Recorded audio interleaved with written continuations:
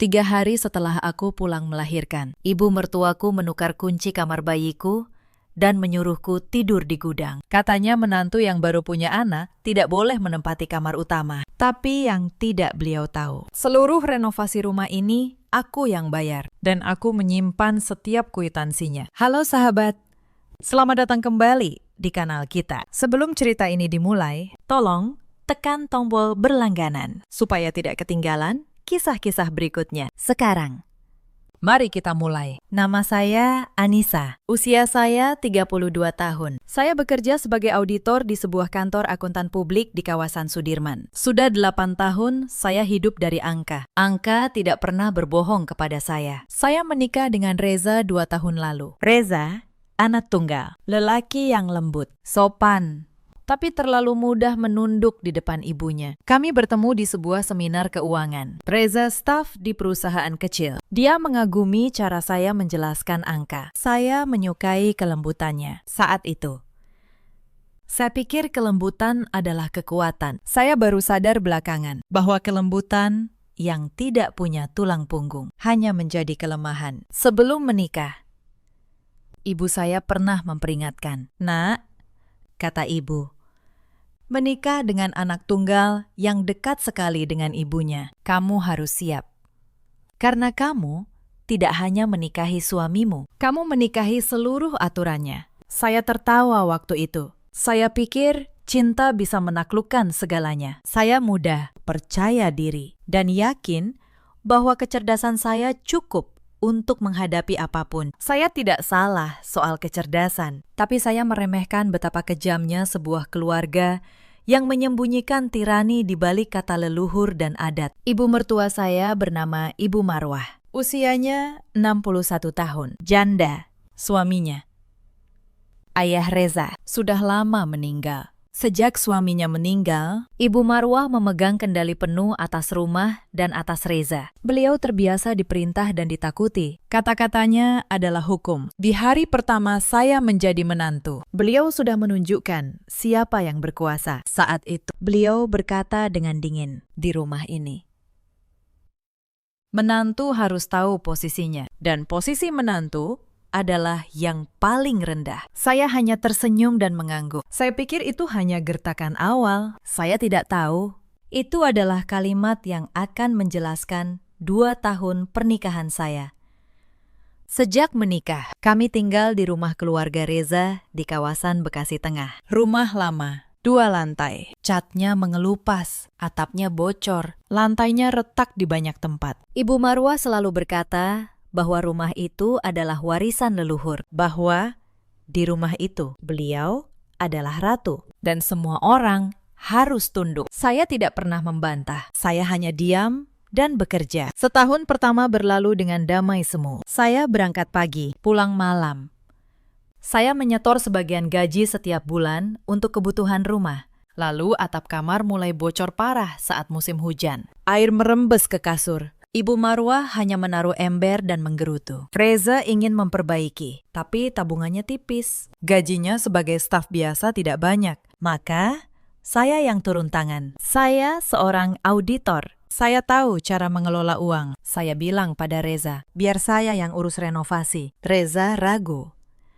Tapi saya meyakinkannya. Saya hanya mengajukan satu syarat kecil. Setiap pengeluaran harus ada bukti, kwitansi, nota, bukti transfer. Semua saya simpan. Reza tertawa. Katanya, "Untuk apa repot-repot? Ini kan rumah keluarga sendiri." Saya hanya tersenyum. "Kebiasaan auditor," jawab saya. Saya tidak pernah mengeluarkan uang tanpa catatan. Reza tidak tahu. Kebiasaan kecil itulah yang kelak menyelamatkan saya. Renovasi dimulai. 3 bulan lamanya. Saya mengganti seluruh atap. Saya perbaiki instalasi listrik yang sudah usang. Saya pasang keramik baru di lantai. Saya bangun ulang dapur yang nyaris ambruk. Saya tambah 1 kamar di lantai 2, khusus untuk calon bayi kami. Saya cat dinding kamar itu warna biru muda. Saya pasang lemari, kasur, dan lampu tidur kecil berbentuk bulan. Total biayanya 320 juta rupiah. Hampir seluruh tabungan saya selama 8 tahun bekerja. Setiap rupiah ada catatannya. Saya simpan semua kwitansi dalam satu map tebal berwarna coklat. Map itu saya kunci di laci pribadi saya. Selama renovasi, Ibu Marwah tampak senang. Beliau bahkan memuji saya di depan tetangga. Katanya, menantunya rajin dan berbakti. Saya pikir mungkin hubungan kami akan membaik. Mungkin beliau mulai menerima saya. Saya salah besar. Begitu rumah selesai direnovasi, begitu rumah itu menjadi indah dan nyaman, sikap Ibu Marwah berubah perlahan. Kamar baru di lantai 2 yang saya bangun untuk bayi saya. Mulai beliau lirik dengan tatapan berbeda. Saya tidak menyadarinya saat itu. Saya sedang hamil besar. Pikiran saya hanya tertuju pada bayi yang akan lahir. Padahal di balik senyum manis ibu mertua saya, sebuah rencana sedang disusun. Dan saya baru akan menyadarinya setelah semuanya terlambat. Bulan ke-8 kehamilan saya, adik Reza datang. Namanya Wulan. Adik ipar saya, usianya 29 tahun. Sudah menikah, tapi rumah tangganya sedang retak. Wulan datang dengan 2 koper besar. Katanya hanya menumpang sementara. Katanya hanya butuh tempat menenangkan diri. Ibu Marwah menyambutnya bagai ratu yang pulang. Beliau memeluk Wulan erat-erat. Air matanya berlinang. Anakku sayang, kata Ibu Marwah, rumah ini selalu terbuka untukmu. Saya menyambut Wulan dengan sopan. Saya buatkan teh hangat. Saya tawarkan kamar tamu di lantai bawah. Tapi Wulan menggeleng. Matanya menatap ke arah tangga. Ke arah lantai 2. Ke arah kamar bayi saya. Aku mau kamar yang di atas, katanya. Yang baru dicat itu, yang ada lampu bulannya. Saya tertegun. Itu kamar untuk bayi saya, jawab saya pelan. Wulan tersenyum tipis. Ibu Marwah langsung menyahut, katanya. Wulan sedang stres, butuh kamar yang nyaman. Bayi belum lahir, jadi tidak masalah. Saya menatap Reza. Reza hanya menunduk. Seperti biasa, malam itu saya berbaring sambil mengelus perut saya. Saya merasa ada sesuatu yang tidak beres. Saya tidak tahu. Malam itu adalah awal dari semua yang akan menghancurkan ketenangan saya. Seminggu kemudian, saya melahirkan. Seorang bayi perempuan, sehat, mungil, cantik. Saya beri nama Keisha. 3 hari saya dirawat di rumah sakit. Reza menemani. Ibu Marwah hanya datang sekali, sebentar. Lalu pulang. Saat saya pulang ke rumah, membawa Keisha di gendongan, saya disambut pemandangan yang membuat dada saya sesak. Kamar bayi saya di lantai 2 sudah terkunci. Kuncinya diganti. Barang-barang Wulan berserakan di dalam. Pakaiannya, kosmetiknya, kopernya.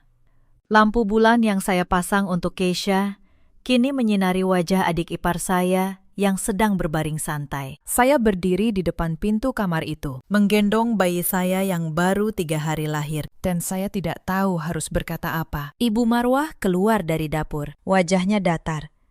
Oh, kamu sudah pulang, katanya. Barang-barangmu sudah ibu pindahkan ke gudang bawah. Kamu tidur di sana dulu.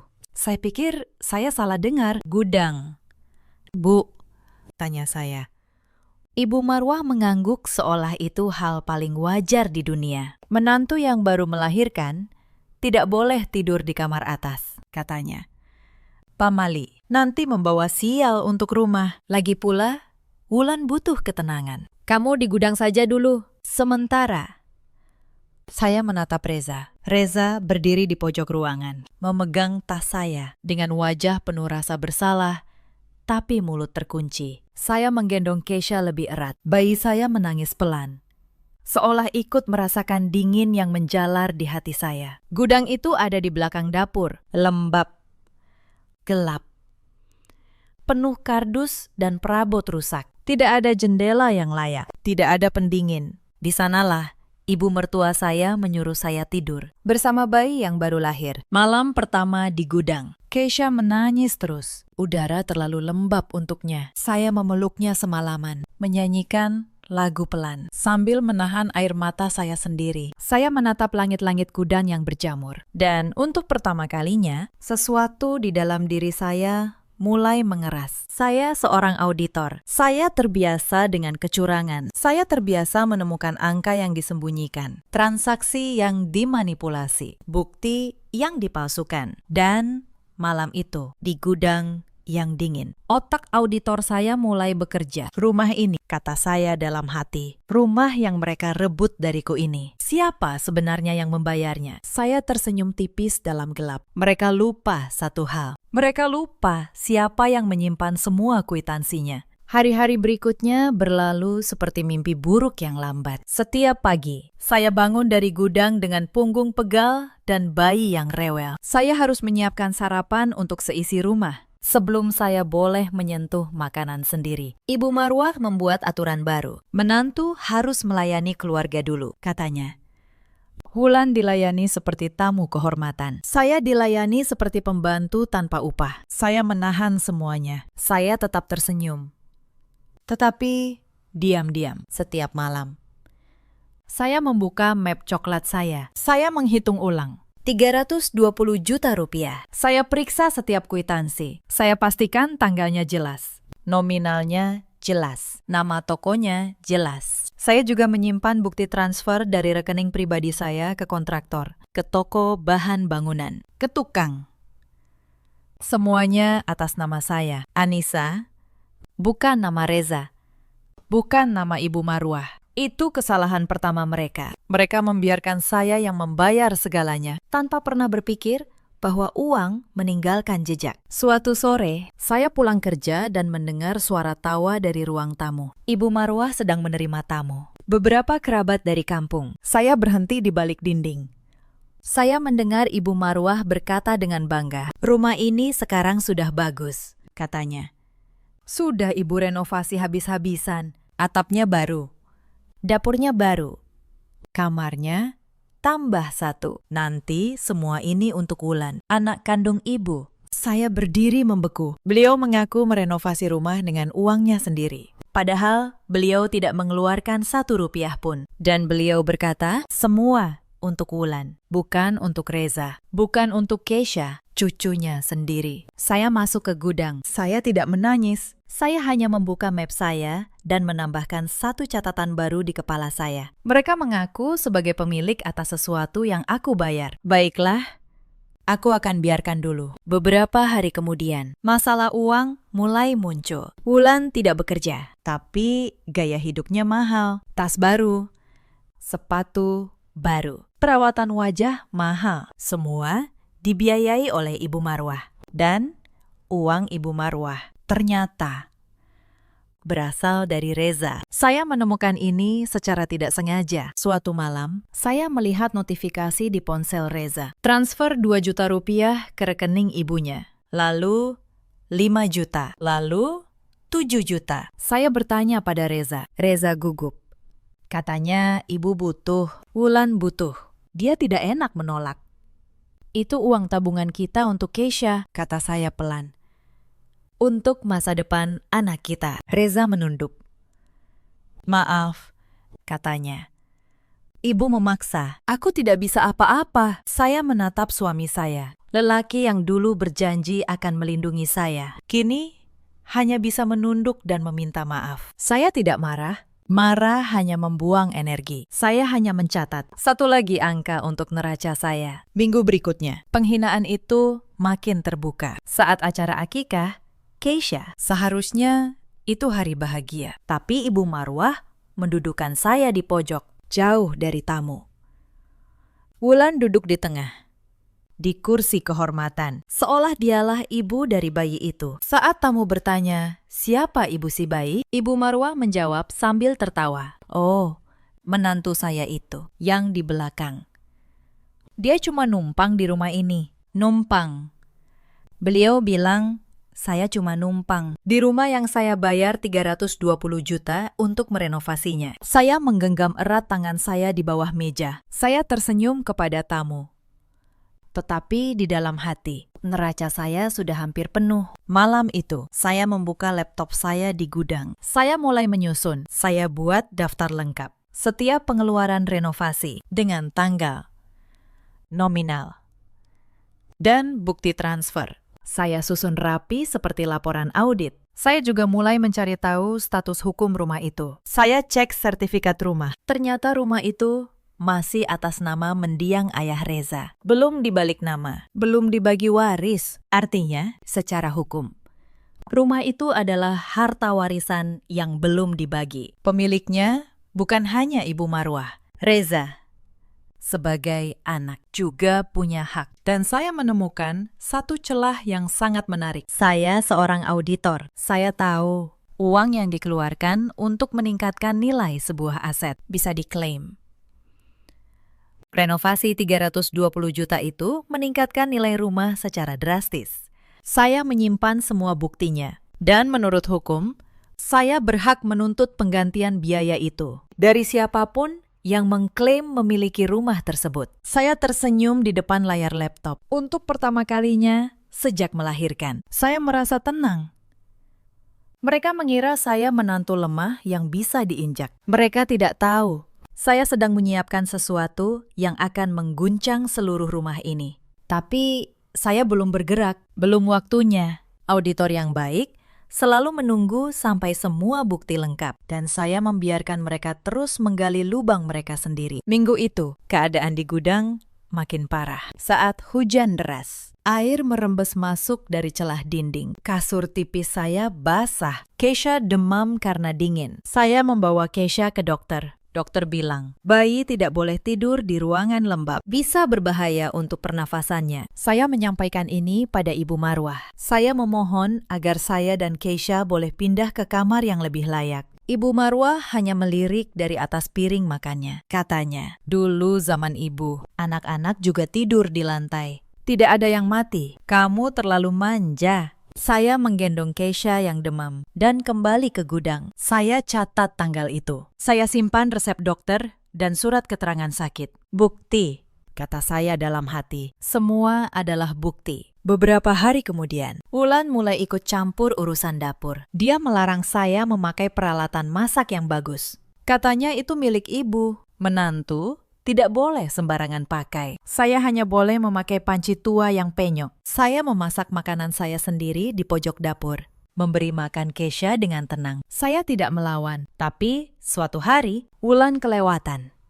Dia menumpahkan bubur Keisha ke lantai. Sengaja, katanya, bayi rewel mengganggu istirahatnya. Saya menatapnya. Untuk pertama kalinya, mata saya dingin. Wulan tampak sedikit gentar, lalu pergi sambil mendengus. Saya bersihkan lantai. Saya buat bubur baru. Dan di kepala saya, neraca terus bertambah. Lalu datang masalah uang yang lebih besar. Suatu malam, saya menemukan bahwa Reza diam-diam menjual perhiasan tabungan kami. Cincin, gelang.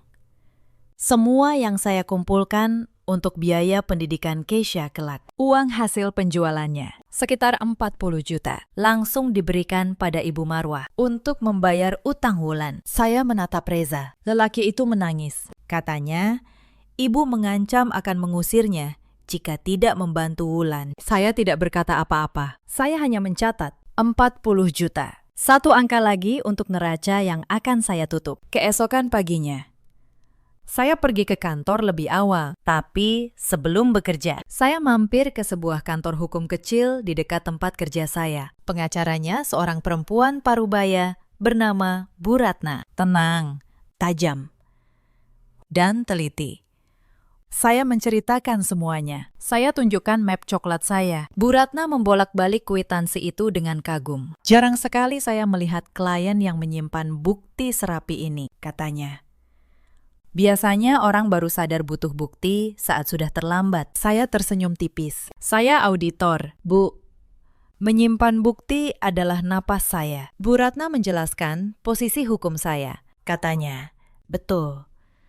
Menantu bukan ahli waris. Tapi siapapun yang mengeluarkan uang untuk meningkatkan nilai sebuah aset berhak menuntut penggantian biaya. Apalagi jika ada bukti transfer yang jelas. Beliau juga menjelaskan soal sertifikat. Karena rumah masih atas nama mendiang ayah Reza. Ibu Marwah tidak bisa mewariskan rumah itu sepihak. Reza punya hak waris yang sah. Saya pulang dengan kepala yang jauh lebih ringan. Saya tahu posisi saya kuat. Saya hanya perlu menunggu waktu yang tepat. Sementara itu, di rumah, tekanan terus meningkat. Ibu Marwah mulai mengajak para tetangga dan kerabat untuk menekan saya secara sosial. Beliau menyebar cerita bahwa saya menantu yang sombong, tidak mau mengurus mertua, hanya sibuk dengan pekerjaan. Suatu sore, beberapa ibu-ibu kerabat datang berkunjung. Mereka menatap saya dengan sinis. Salah satu dari mereka berkata, "Perempuan karir memang begitu, lupa kodratnya." Saya hanya tersenyum dan menyuguhkan teh. Saya tidak membela diri.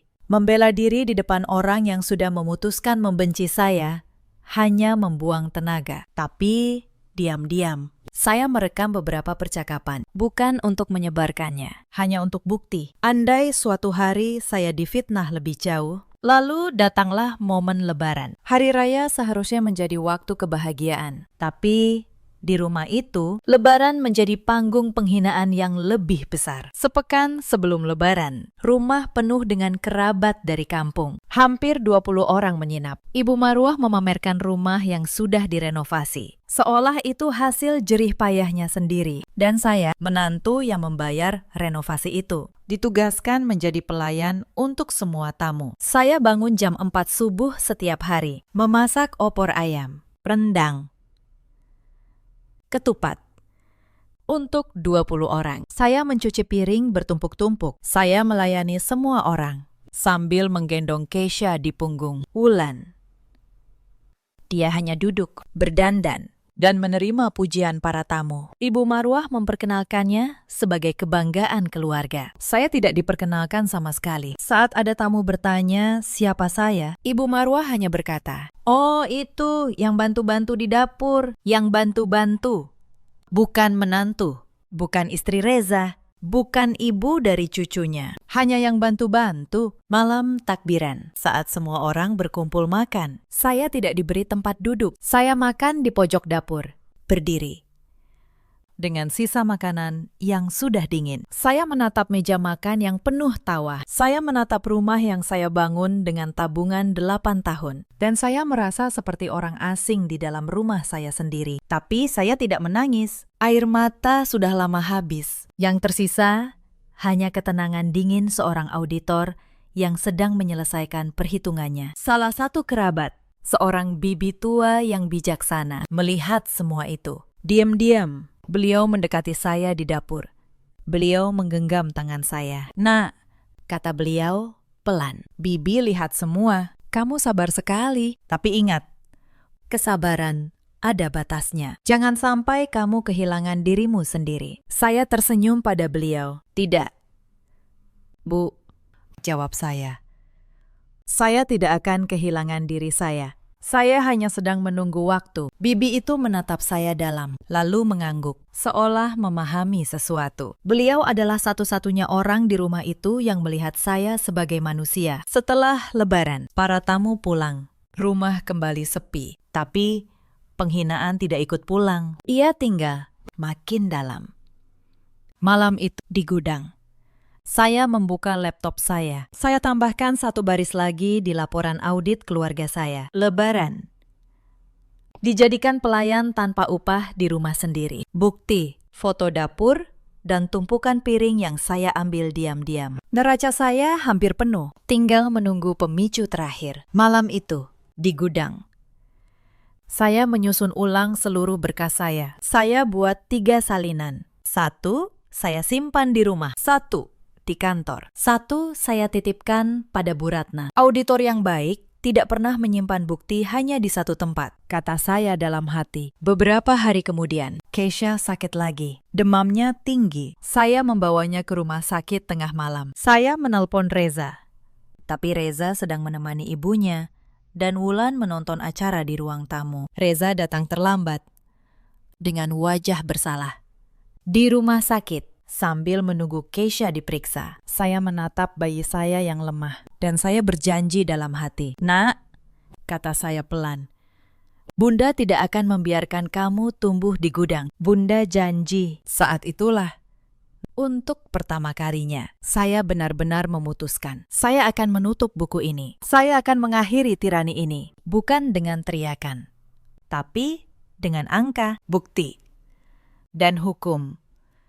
Saya kembali ke rumah subuh itu, menggendong Kisha yang sudah membaik. Saya melewati ruang tamu yang gelap. Saya menatap rumah yang saya renovasi dengan tangan saya sendiri. Rumah ini, kata saya dalam hati, aku yang membuatmu indah. Dan kalau mereka ingin merebutmu dariku, mereka harus tahu. Setiap batu di sini punya harga, dan akulah yang memegang struknya. Minggu berikutnya, sikap Wulan makin menjadi-jadi. Dia mulai memerintah saya seperti pembantu. Anissa, ambilkan minum. Anissa, cuci piring.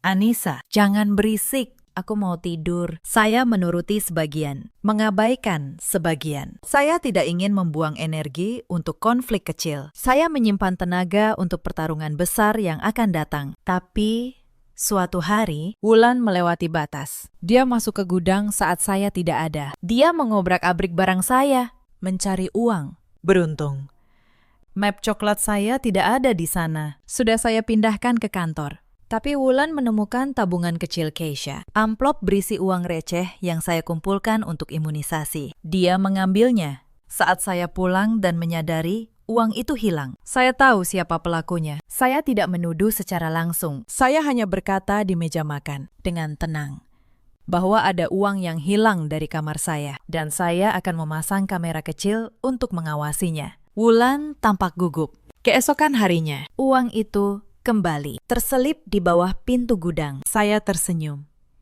Orang bersalah selalu mengkhianati diri sendiri. Saya catat kejadian itu juga, bukan untuk membalas Wulan secara langsung, tapi karena saya tahu semakin banyak bukti tentang karakter mereka, semakin kuat posisi saya nanti. Beberapa hari kemudian, terjadi sesuatu yang nyaris membuat kesabaran saya pecah. Keisha jatuh sakit parah, panasnya tinggi, sampai kejang. Saya panik.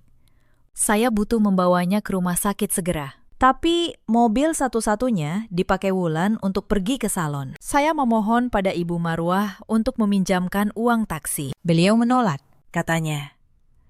Anak demam itu biasa. Dulu Reza juga sering. Tidak perlu lebay ke rumah sakit. Saya menggendong Keisha yang kejang. Berlari keluar mencari ojek di tengah malam. Saya menggunakan uang terakhir saya. Di rumah sakit, dokter bilang, untung saya cepat membawanya.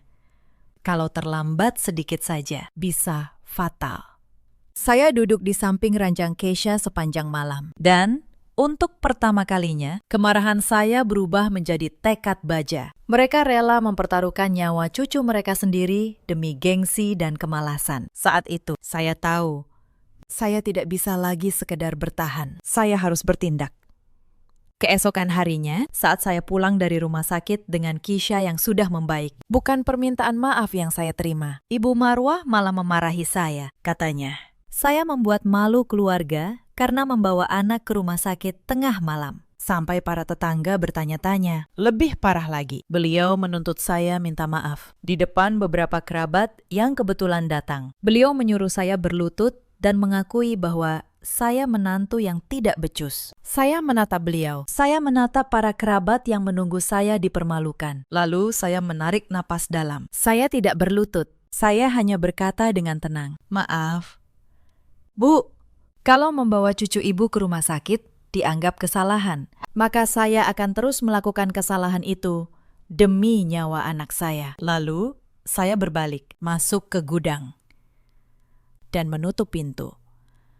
Untuk pertama kalinya, saya menolak tunduk secara terbuka. Di balik pintu gudang, saya mendengar Ibu Marwah mengomel pada kerabat tentang betapa kurang ajarnya saya. Tapi saya tidak peduli lagi. Malam itu, saya menelpon Bu Ratna, pengacara saya. Saya bilang, saya sudah siap. Bukti saya lengkap. Tinggal menunggu momen yang tepat untuk membuka semuanya. Bu Ratna mengingatkan saya untuk tetap tenang. Klien yang menang adalah klien yang sabar, katanya. Biarkan mereka yang kehilangan kendali lebih dulu. Saya menutup telepon dan menatap Keisha yang tertidur lelap. Wajahnya begitu tenang. begitu polos. Dia tidak tahu apapun tentang perang yang sedang berlangsung di rumah ini. Dan saya bersumpah, dia tidak akan pernah merasakannya. Saya mencatat kejadian itu juga. Penolakan meminjamkan uang saat cucu kejang. Tuntutan agar saya berlutut minta maaf tanpa kesalahan. Semua masuk ke dalam laporan audit keluarga saya. Neraca itu kini benar-benar penuh. Tinggal satu langkah lagi. Saya mulai memetakan semua. Saya buat semacam laporan audit keluarga, kolom demi kolom. Kolom pertama, kontribusi keuangan. Saya tulis semua yang saya keluarkan. Renovasi 320 juta. Setoran bulanan untuk rumah. Biaya hidup Keisha. Kolom kedua, pelanggaran. Pengusiran ke gudang, penghinaan di depan tamu, pengambilan uang tabungan, pemberian uang diam-diam ke Wulan. Kolom ketiga, bukti.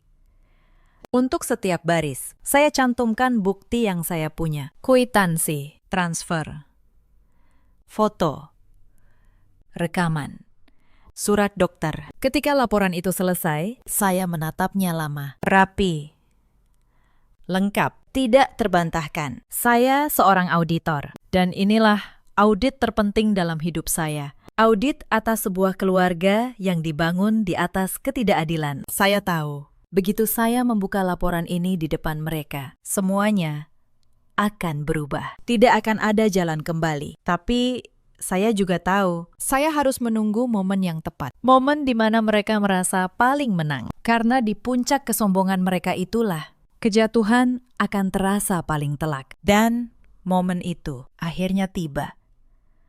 Saya sudah cukup sabar. Bukti saya sudah lengkap. Kwitansi renovasi, bukti transfer, sertifikat rumah, resep dokter. Semua sudah saya susun rapi. Yang saya tunggu hanya satu. Saya menunggu mereka melakukan kesalahan terakhir. Kesalahan yang akan menjadi alasan saya untuk menutup buku. Dan kesalahan itu datang lebih cepat dari yang saya kira. Pemicunya datang sebulan kemudian. Suatu pagi, Ibu Marwah memanggil saya dan Reza ke ruang tamu. Wulan duduk di sampingnya, tersenyum penuh kemenangan. Di atas meja ada selembar kertas. Ibu Marwah mendorongnya ke arah saya. Anissa, kata beliau, Ibu sudah memutuskan. Rumah ini akan Ibu wariskan untuk Wulan. Kamu dan Reza silakan cari kontrakan sendiri. Saya menatap kertas itu, sebuah surat pernyataan yang menyebut rumah itu sepenuhnya milik Ibu Marwah dan akan diberikan kepada Wulan. Ibu Marwah menyodorkan pulpen. Tanda tangani ini, katanya. Sebagai menantu, kamu harus tahu diri. Kamu tidak punya hak apa-apa di rumah ini. Reza memucat. Bu, ini rumah peninggalan ayah, katanya lirih. Aku juga punya hak, Ibu Marwah membentak. Kamu diam, kamu sudah punya istri. Biar istrimu yang menanggungmu. Rumah ini untuk Wulan. Wulan menatap saya dengan seringai. Tanda tangan saja, Mbak, katanya manis. Biar tidak ribet. Saya mengambil kertas itu. Saya membacanya pelan-pelan. Saya seorang auditor. Saya membaca setiap dokumen sampai titik terakhir. Lalu saya meletakkannya kembali. Wajah saya tenang. Baik, Bu, kata saya. Saya akan tanda tangan. Tapi sebelum itu, izinkan saya menyampaikan satu hal kecil. Soal angka. Ibu Marwah mengerutkan dahi. Angka apa? Saya tersenyum. Saya berdiri. Saya berjalan menuju gudang, lalu kembali membawa map coklat tebal dan laptop saya. Sebelum saya tanda tangan, kata saya ingin kita selesaikan dulu utang piutang di rumah ini. Sebagai keluarga yang baik, semua harus jelas. Hitam di atas putih. Saya membuka map itu. Saya keluarkan tumpukan kwitansi. 320 juta rupiah, kata saya. Itu jumlah yang saya keluarkan untuk merenovasi rumah ini. Atap, listrik, lantai, dapur, dan satu kamar tambahan di lantai 2. Kamar yang sekarang ditempati Wulan. Ruangan mendadak hening. Wajah Ibu Marwah mulai berubah. Saya membuka laptop. Saya tunjukkan satu persatu bukti transfer. Semua atas nama saya, Anissa. Setiap rupiah ada jejaknya. Ini bukti transfer ke kontraktor, kata saya tenang. Ini ke toko bahan bangunan. Ini upah tukang. Ini pembelian keramik. Semua dari rekening pribadi saya. Saya menatap Ibu Marwah. Bu, kalau Ibu mengklaim rumah ini sepenuhnya milik Ibu, lalu mewariskannya pada Wulan, tidak masalah. Tapi nilai rumah ini naik drastis karena renovasi yang saya bayar. Secara hukum, saya berhak menuntut pengembalian 320 juta rupiah itu. Wulan terlihat bingung. Apa maksudnya? Mbak, maksud saya, kata saya, sebelum kamu menempati kamar yang saya bangun, ada baiknya kamu tahu, kamar itu dibayar dengan uang saya kalau kamu mau memilikinya. Silahkan ganti dulu biayanya. Ibu Marwah menggebrak meja. Kamu mengancam ibu. Saya menggeleng pelan. Tidak. Bu, saya tidak mengancam. Saya hanya menyampaikan fakta. Auditor tidak mengancam. Auditor hanya menunjukkan angka. Saya keluarkan satu dokumen lagi. Surat pernyataan yang saya siapkan sendiri. Ditulis rapi, dengan bahasa hukum. Saya juga sudah berkonsultasi dengan pengacara, kata saya. Dan saya menemukan dua hal. Pertama, rumah ini masih atas nama mendiang ayah Reza, belum dibalik nama. Artinya, ini harta waris yang belum dibagi. Ibu tidak bisa mewariskannya sepihak kepada Wulan. Karena Reza juga ahli waris yang sah. Wajah Ibu Marwah memucat total. Kedua, kata saya melanjutkan. Karena renovasi ini, saya yang bayar. Dan ada buktinya. Saya berhak mengajukan tuntutan penggantian biaya. 320 juta. Plus, kalau perlu, saya bisa minta sita jaminan atas rumah ini sampai utang itu dilunasi. Hening. Lama sekali. Reza menatap saya dengan mata terbelalak. Wulan terduduk.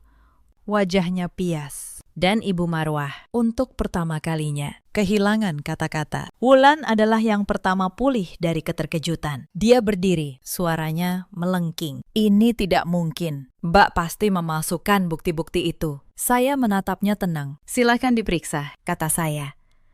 Setiap kwitansi ada cap toko aslinya. Setiap transfer bisa dicek di rekening koran bank. Saya auditor, Wulan.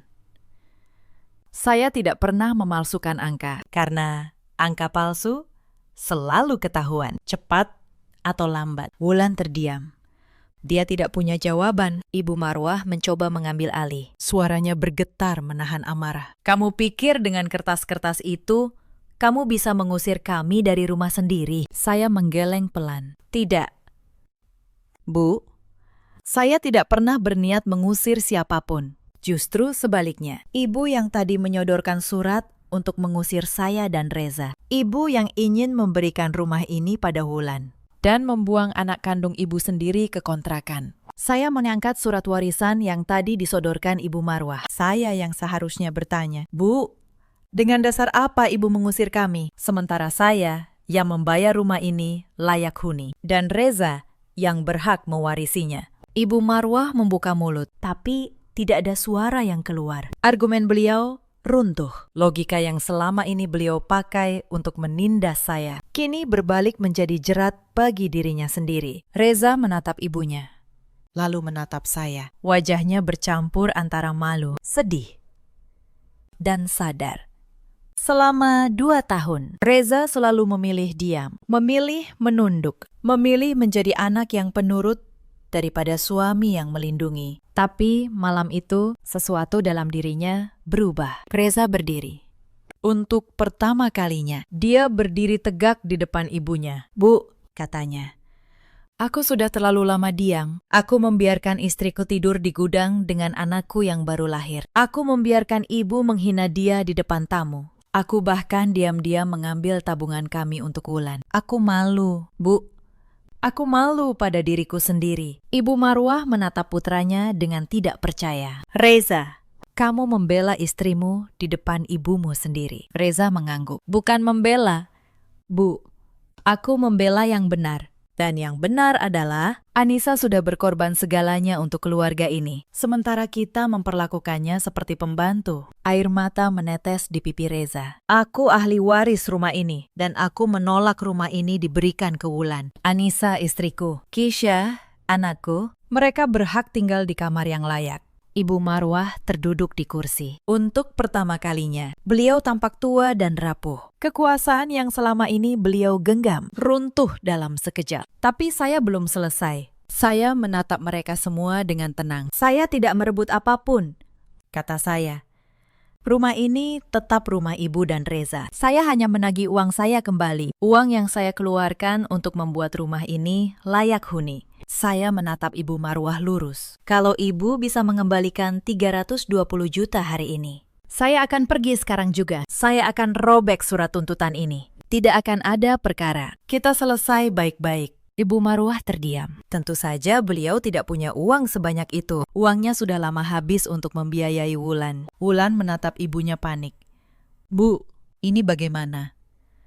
Apa benar Mbak Anissa bisa menuntut sampai rumah disita? Saya menjawab, untuk Ibu Marwah. Bisa, kata saya pelan, kalau sampai ke pengadilan. Ada kemungkinan rumah ini disita untuk membayar utang itu. Lalu dilelang. Kalian semua bisa kehilangan tempat tinggal. Wajah Wulan langsung pucat pasi. Tas mahal dan sepatu barunya tidak ada artinya jika rumah disita. Saya tidak ingin menghancurkan beliau. Saya hanya ingin keadilan. Maka saya melunakkan suara saya. Bu, kata saya tidak datang ke keluarga ini untuk berperang. Saya datang sebagai istri Reza, sebagai menantu ibu. Saya membayar renovasi ini bukan karena terpaksa, tapi karena saya ingin rumah ini nyaman untuk kita semua, termasuk untuk ibu. Saya meletakkan 1 lembar kertas baru di meja, berbeda dari surat warisan tadi. Ini bukan tuntutan, kata saya.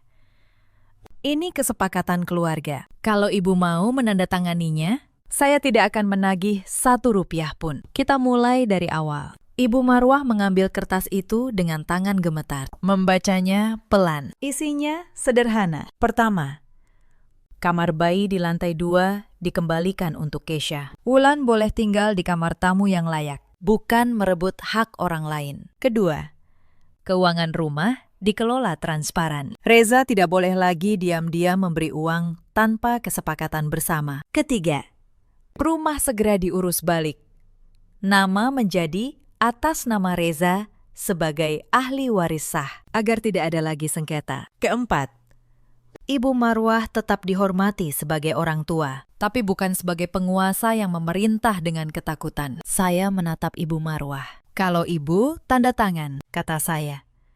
Saya berjanji akan merawat ibu sampai tua. Saya akan menjadi menantu yang berbakti. Tapi kalau ibu menolak, maaf, saya terpaksa menempuh jalur hukum. Dan tidak ada yang menang kalau itu terjadi. Ibu Marwah terdiam lama. Air matanya menetes. Beliau menatap Wulan, lalu menatap Reza, lalu menatap Kesha yang tertidur di gendongan saya. Cucu, bisik beliau lirih. Itu cucu ibu. Saya mengangguk pelan. Iya, Bu.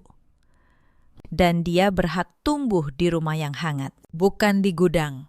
Tangan Ibu Marwah bergetar, lalu perlahan beliau mengambil pulpen dan menandatangani kesepakatan itu. Tanda tangannya tidak rapi, tapi jelas. Dan hari itu, tirani di rumah keluarga itu berakhir. Wulan menangis di pojok, bukan karena menyesal, tapi karena rencananya gagal total. Seminggu kemudian, dia pergi dari rumah, kembali mengurus rumah tangganya sendiri. Reza memeluk saya malam itu. Dia menangis dan meminta maaf berkali-kali. Maaf, katanya. Aku terlalu lemah. Aku membiarkanmu menderita. Mulai sekarang, aku akan berdiri di sampingmu. Saya mengusap air matanya. Saya tidak butuh kamu sempurna, kata saya. Saya hanya butuh kamu berani. Kesha dan saya kembali ke kamar di lantai 2. Kamar dengan lampu bulan yang saya pasang dengan tangan saya sendiri. Untuk pertama kalinya sejak melahirkan, saya tidur di kasur yang hangat dengan bayi saya dalam pelukan. Bulan-bulan berikutnya, rumah itu berubah. Ibu Marwah perlahan melunak.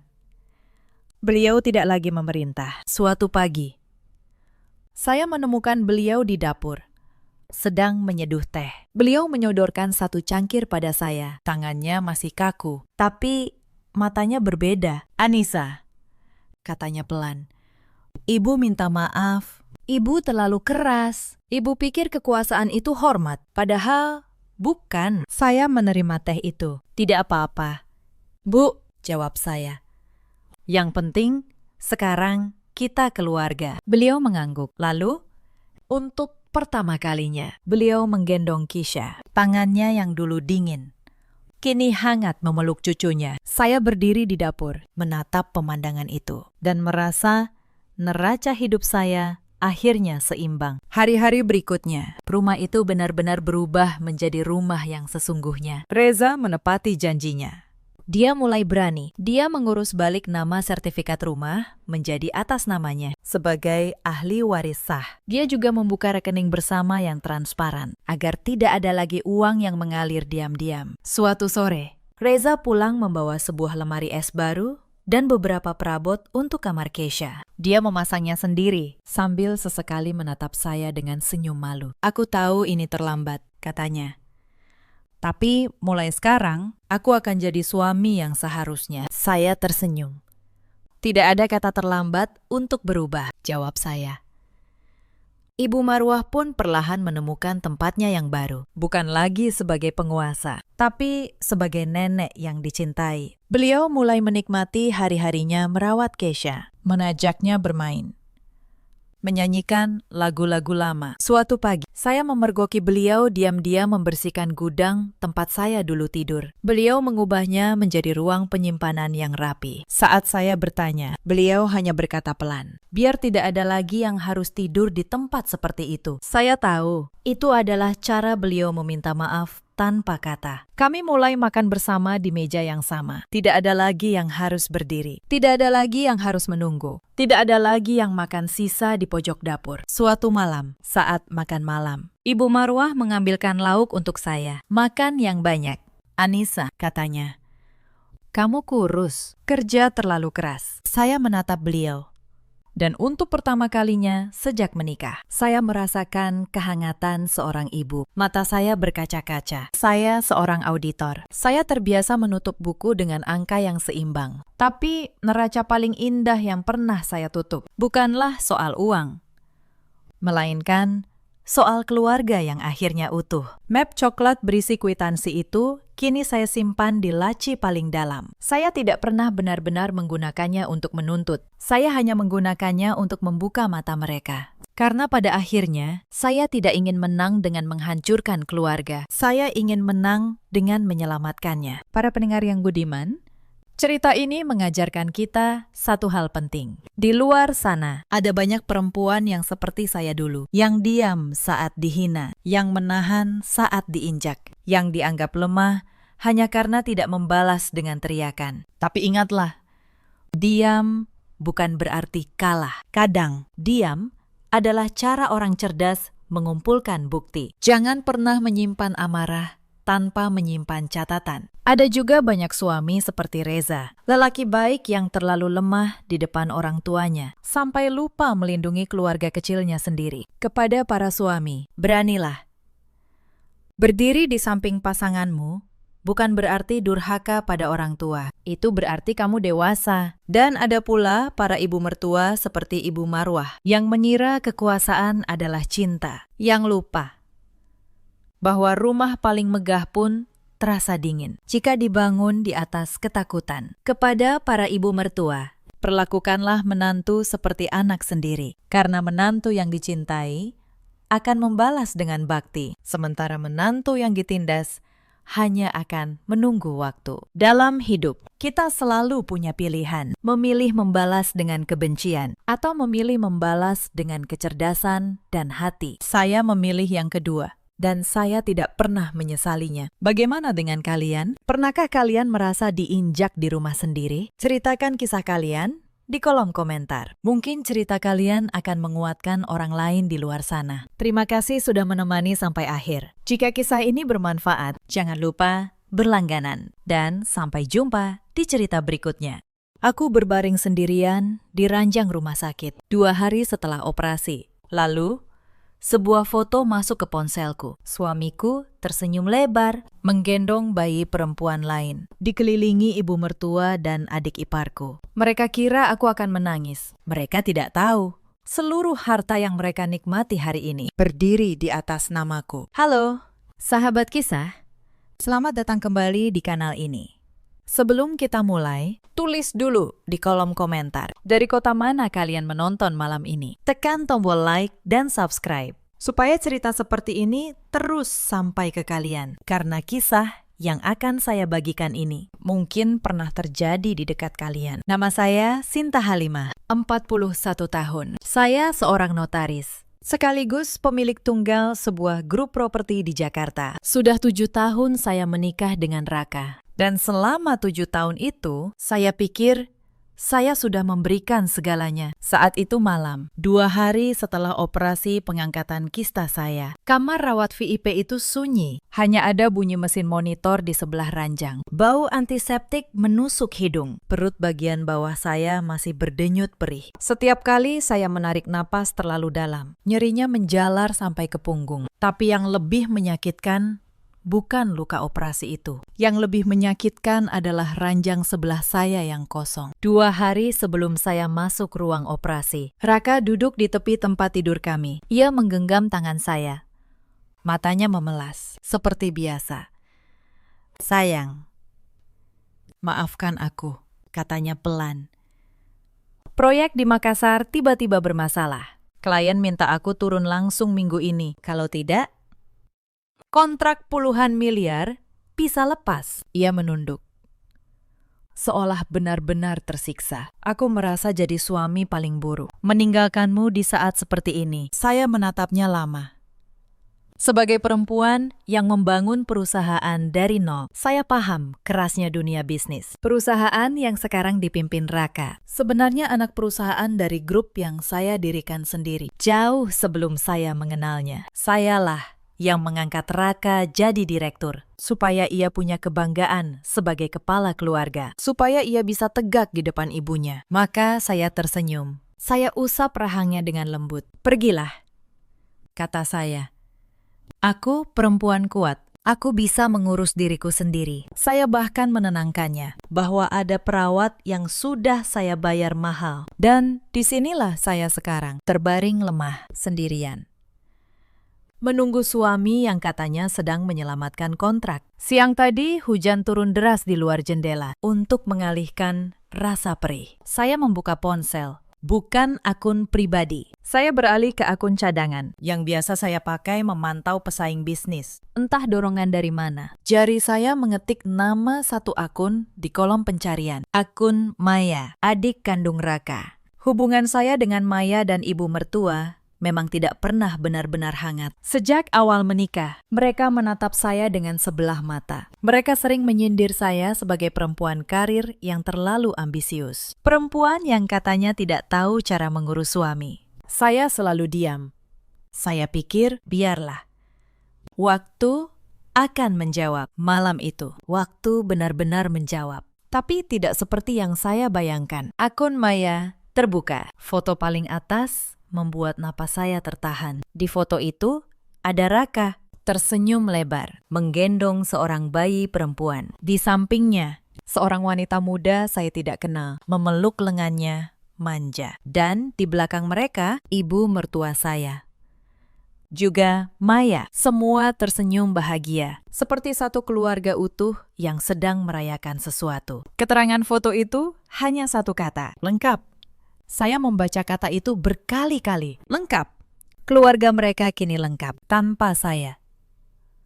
Tangan saya dingin. Tapi anehnya, saya tidak menangis. Mungkin karena luka di perut sudah cukup mengajari saya soal rasa sakit. Saya kembali ke kampung halaman ingatan saya 7 tahun lalu. Saat itu Raka hanya seorang sarjana hukum biasa, pegawai magang di kantor notaris saya. Ia sopan, rajin, selalu datang paling pagi. Saya jatuh cinta bukan pada hartanya, karena ia tidak punya apa-apa. Saya jatuh cinta pada caranya menatap saya, seolah saya seluruh dunianya. Ibunya, Bu Sumarni, datang ke pernikahan kami dengan wajah masam. "Anak saya menikahi perempuan tua yang lebih kaya," bisiknya pada tetangga. Saya dengar itu. Saya pura-pura tidak dengar. Setelah menikah, saya berikan Raka segalanya. Mobil sedan mewah, atas nama perusahaan. Jabatan direktur di anak perusahaan properti saya. Rumah yang kami tempati di kawasan Pondok Indah. Juga aset perusahaan saya. Saya ingin ia merasa jadi laki-laki. Bukan menantu yang menumpang. Tapi semakin banyak yang saya beri, semakin jauh ia melangkah dari saya. Dan saya, yang sibuk dengan 3 kantor cabang, tidak pernah sempat bertanya kemana. Saya masih ingat ulang tahun pernikahan kami yang ketiga. Saya pulang lebih awal dari kantor, membawa kue dan harapan sederhana. Tapi di rumah, Bu Sumarni sudah menggelar acara keluarga besar tanpa memberitahu saya. Meja makan penuh, semua kursi terisi. Tidak ada satu pun yang disisakan untuk saya. "Oh, kamu pulang," kata Bu Sumarni datar. "Maaf, kursinya habis. Kamu makan di dapur saja ya." Raka, suami saya, hanya menunduk menatap piringnya. Ia tidak membela saya. Malam itu saya makan sendirian di dapur, di rumah yang saya beli dengan uang saya sendiri. Saya tidak pernah menceritakan malam itu pada siapapun. Saya telan saja, seperti saya menelan ratusan penghinaan kecil lainnya. Sinta terlalu sibuk, tidak sempat punya anak. Sindir Maya di depan tamu. Perempuan karir memang begitu, lupa kodratnya. Tambah Bu Sumarni. Setiap kalimat itu menancap, tapi saya selalu memilih diam. Saya pikir kesabaran akan membuat mereka melihat ketulusan saya. Ternyata, kesabaran hanya membuat mereka berpikir saya tidak akan pernah melawan. Bu Sumarni dan Maya makin sering datang ke rumah. Mereka mengatur dapur saya, mengatur jadwal Raka, bahkan mengatur kapan saya boleh bicara di meja makan sendiri. Sinta sibuk terus. "Untung ada bunda yang urus Raka," kata Bu Sumarni suatu kali. Saya tersenyum. Saya pikir itu hanya basa-basi ibu mertua yang posesif. Saya tidak tahu, kata bunda itu, kelak akan punya arti lain. Malam itu di rumah sakit, saya tidak bisa tidur. Bukan karena nyeri, tapi karena otak saya mulai bekerja. Saya bukan perempuan yang menangis lalu menyerah. Saya notaris. Saya pengusaha. Saya tahu satu hal yang tidak Raka tahu. Air mata tidak menyelesaikan apapun. Tapi bukti menyelesaikan segalanya. Keesokan paginya, Raka tiba-tiba muncul di kamar rawat saya. Katanya, proyek Makassar selesai lebih cepat. Ia membawa sekeranjang buah. "Sayang, maaf, aku terlambat," ujarnya. Mencium kening saya. Saya tersenyum lemah. Saya biarkan ia memainkan perannya. Karena malam ini, saya juga akan memainkan peran saya. Peran istri sakit yang tidak tahu apa-apa. Sore harinya, Raka tertidur di sofa kamar. Kelelahan berpura-pura. Ponselnya tergeletak di meja. Menyala oleh sebuah pesan masuk. Saya bangkit perlahan. Menahan perih di perut. Saya ambil ponsel itu. Pola kuncinya tidak pernah ia ganti sejak menikah. Huruf R. Inisial namanya sendiri. Betapa ia mencintai dirinya. Pesan teratas dari kontak bernama Bunda Bella. Saya buka. Tangan saya dingin, tapi mata saya jernih. Isinya penuh kata mesra. Raka memanggil wanita itu. "Bunda," ia berjanji mengirim uang bulanan tambahan untuk perawatan bayi mereka. Lalu ada chat dengan ibunya, Bu Sumarni. Ibunya menyuruh Raka segera mencari rumah lebih besar untuk Bella. Rumah Bintaro sudah sempit setelah ada cucu. Tulis Bu Sumarni. Raka menjawab, ia sedang mencari cara menarik uang dari perusahaan tanpa ketahuan. Saya membaca setiap baris 2 kali. Lalu saya potret semuanya. Bukan dengan ponsel Raka, dengan ponsel saya sendiri. Bukti harus ada di tangan yang benar. Setelah selesai, saya kembalikan ponselnya persis seperti semula. Saya berbaring lagi di sebelah pria yang kini berstatus musuh terbesar saya. Saya pejamkan mata.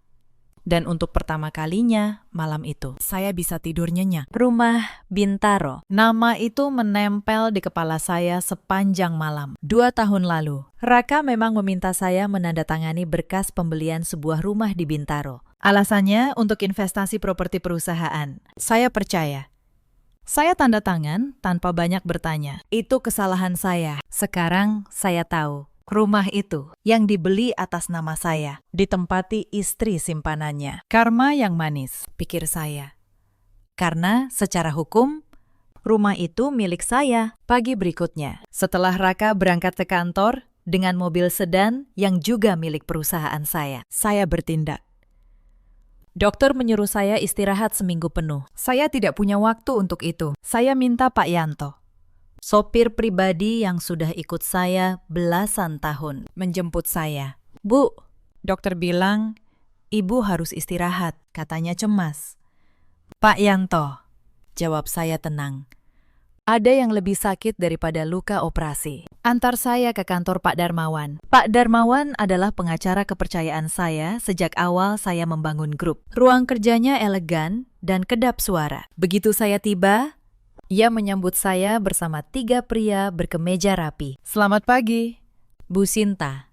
Senang melihat Ibu sudah bisa beraktivitas, sapanya.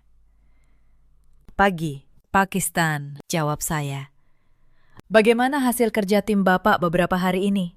Ketiga pria itu adalah tim auditor eksternal yang diam-diam saya tugaskan sebulan lalu. Bukan karena saya sudah tahu soal perselingkuhan, tapi karena naluri bisnis, saya mencium ada yang janggal di arus kas perusahaan. Ketua tim auditor maju, menyerahkan map tebal. Hasilnya cukup mengejutkan. Bu, katanya, selama 2 tahun terakhir, Pak Raka konsisten mencairkan dana lewat vendor fiktif. Vendor yang seolah-olah memasok bahan baku untuk pabrik kita. Total kerugian perusahaan mencapai 2,4 miliar rupiah. Saya membuka map itu. Angka-angka tersusun rapi, hitam di atas putih. Tidak ada yang lebih jujur daripada angka. Kemana uang itu mengalir? Tanya saya. Sebagian ke rekening pribadi atas nama ibu kandung beliau, Bu Sumarni. Jawab auditor. Sebagian lagi untuk melunasi cicilan rumah di Bintaro. Rumah yang menurut catatan kami justru atas nama ibu sendiri. Saya tersenyum tipis. Potongan teka-teki itu kini lengkap. Rumah yang saya tanda tangani 2 tahun lalu dibayar dengan uang yang dicuri dari perusahaan saya untuk ditinggali perempuan simpanan suami saya. Mereka begitu serakah, sampai lupa siapa pemilik nama di setiap surat itu. Pak Raka cukup ceroboh menutupi jejaknya, tambah Pak Darmawan. Ia mengira tidak ada yang berani memeriksa direktur. Dia lupa, kata saya pelan. Siapa yang mengangkatnya jadi direktur? Saya tutup map itu. Saya tarik napas. Perih di perut tidak lagi terasa. Yang saya rasakan hanya satu. Ketenangan seorang pemain catur yang sudah melihat 10 langkah ke depan. 2 hari setelah dari kantor Pak Darmawan, Bu Sumarni dan Maya datang menjenguk saya di rumah. Saya hampir tertawa melihat kepura-puraan itu. Tapi saya tahan. Saya masih butuh mereka lengah. Mereka membawa sekotak kue dan wajah penuh perhatian yang dibuat-buat. Sinta, kamu harus cepat sembuh ya, kata Bu Sumarni. Mengusap tangan saya. Kasihan Raka. Kerja keras sendirian, sementara istrinya sakit terus. Maya berkeliling di rumah saya. Matanya menjelajah setiap perabot. Saya tahu persis apa yang ia lakukan. Ia sedang menaksir harga, menghitung warisan yang belum jadi miliknya. Mbak, lukisan ini mahal ya? Tanya Maya. Menunjuk satu bingkai di dinding. Lumayan, jawab saya pelan. Tapi semua di rumah ini ada suratnya. Atas nama saya, Maya tersenyum kaku, lalu mengalihkan pembicaraan. Bu Sumarni mendekat, suaranya merendah seperti berbisik rahasia. Sinta, kalau terjadi apa-apa padamu, kamu sudah atur semuanya untuk Raka, kan? Sebagai suami, dia berhak. Saya menatapnya. Di balik senyum lembut itu, saya melihat keserakahan yang telanjang. Sudah saya atur, Bu. Jawab saya tenang. Semuanya sudah saya atur dengan sangat rapi. Mereka pulang dengan puas. Mereka kira saya menyerahkan segalanya pada Raka. Padahal yang sudah saya atur adalah kehancuran mereka sendiri. Sementara saya menyusun bukti. Di luar sana, mereka justru makin lupa diri. Sore itu, Maya mengunggah foto di akun media sosialnya. Tas bermerek mahal. Liburan ke villa di puncak, restoran kelas atas. Keterangannya, rezeki anak baik. Saya tahu persis dari mana rezeki itu. Dari urat nadi perusahaan saya. Maya bahkan menandai mobil baru yang ia kendarai. Mobil yang ternyata juga dibeli atas nama perusahaan lewat skema cicilan yang dikarang Raka. Malam itu, ponsel saya berdering. Bu Sumarni menelpon. Suaranya tinggi, penuh amarah. Seolah dialah yang dizalimi. "Sinta, kamu ini istri macam apa?" bentaknya. "Suamimu kerja keras membanting tulang. Kamu malah sakit-sakitan terus. Pantas saja Raka lelah. Kamu tidak becus mengurus suami sendiri." Saya dengarkan semua itu dengan tenang. "Iya, Bu.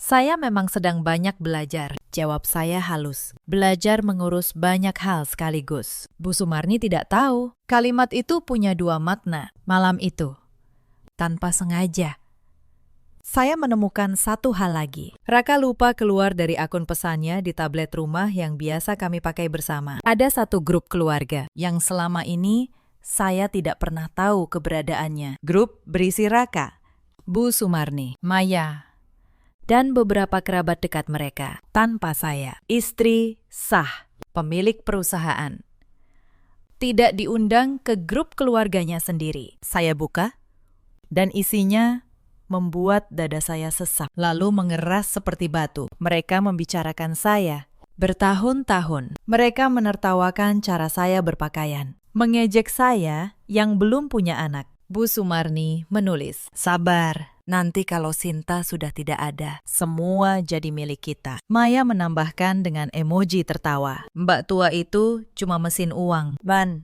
Raka," suami saya, hanya membalas dengan jempol. "Setuju," tanpa membela saya sedikit pun. Saya potret semua percakapan itu. Setiap baris, setiap hinaan. Bukan untuk menangisinya, tapi untuk mengingatkan diri saya. Mengapa saya tidak boleh berhenti? Saya matikan tablet itu. Saya tatap langit-langit kamar. Selama ini saya pikir saya hanya berhadapan dengan suami yang berkhianat.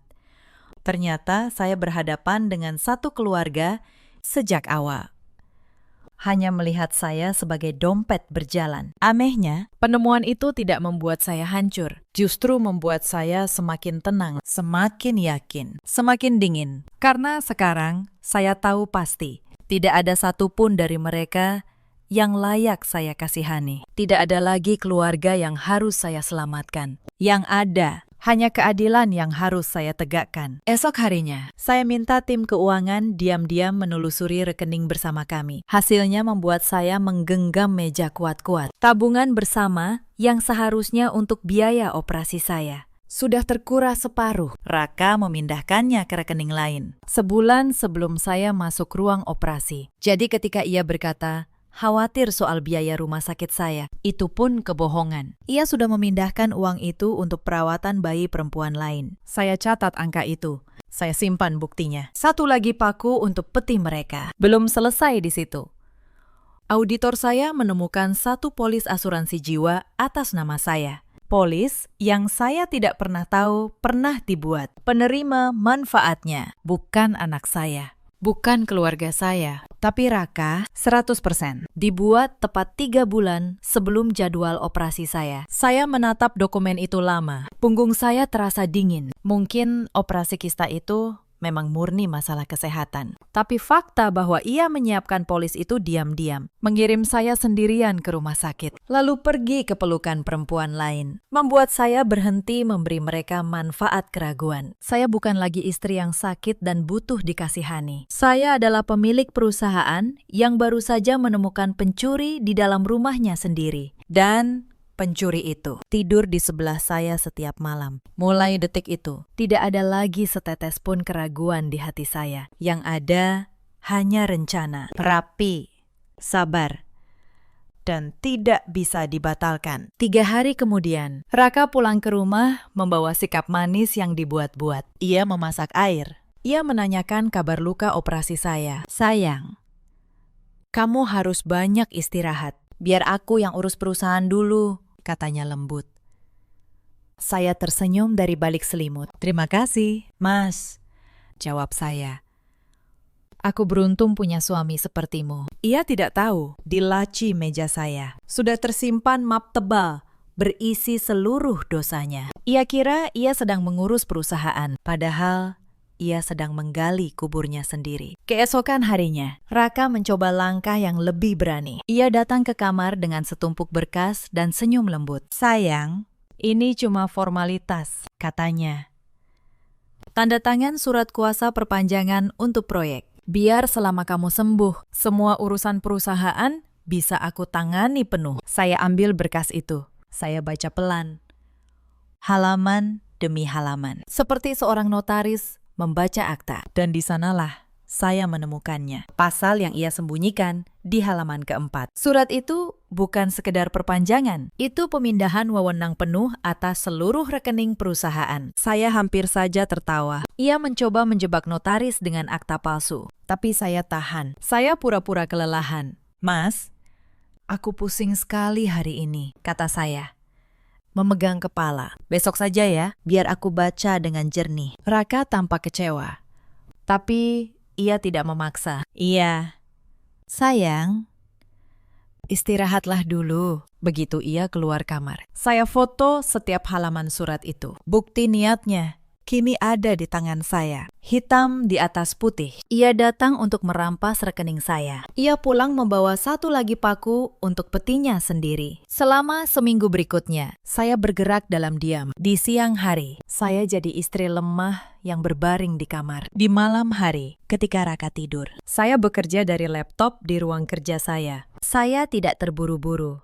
Orang yang marah membuat keputusan bodoh. Orang yang tenang membuat keputusan yang mematikan. Langkah pertama, saya panggil notaris rekan saya. Bukan saya sendiri yang menangani. Saya pisahkan secara hukum seluruh aset pribadi saya dari aset yang dikelola Raka. Akta perusahaan, sertifikat tanah, surat kepemilikan kendaraan. Saya tata ulang semuanya. Selama 2 tahun ini, Raka mengira ia mengendalikan perusahaan. Padahal setiap surat kuasa yang ia pegang punya batas yang ia tidak pernah baca. Saya yang menyusun kalimatnya dulu. Saya tahu setiap celahnya. Langkah kedua, rumah Bintaro. "Pak Darmawan," kata saya di telepon, "urus surat penyitaan dan penjualan rumah itu. Saya sudah punya pembeli yang siap bayar tunai minggu ini.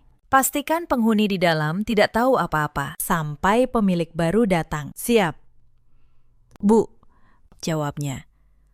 Secara hukum, prosesnya bersih. Rumah itu memang milik ibu. Saya tutup telepon. Saya bayangkan wajah Bella saat tahu rumahnya bukan miliknya. Tapi saya tidak akan repot melihatnya. Saya punya hal yang lebih besar untuk diurus. Langkah ketiga, fasilitas mereka. Semua kartu kredit tambahan yang dipegang Bu Sumarni dan Maya, saya blokir. Kartu-kartu itu terhubung ke rekening utama atas nama saya. Selama ini, mereka belanja tanpa pernah bertanya siapa yang membayar. Mulai hari itu, setiap mesin pembayaran akan menolak kartu mereka. Mobil yang dipakai Maya karena atas nama perusahaan. Saya minta pihak leasing menariknya dengan alasan tunggakan yang secara administrasi memang bisa saya buat sah. Langkah keempat, saya temui kepala cabang bank tempat perusahaan saya menyimpan dana. Saya jelaskan, sebagai pemegang rekening utama, saya menarik seluruh kewenangan tambahan Raka. Mulai hari ini, setiap transaksi atas nama perusahaan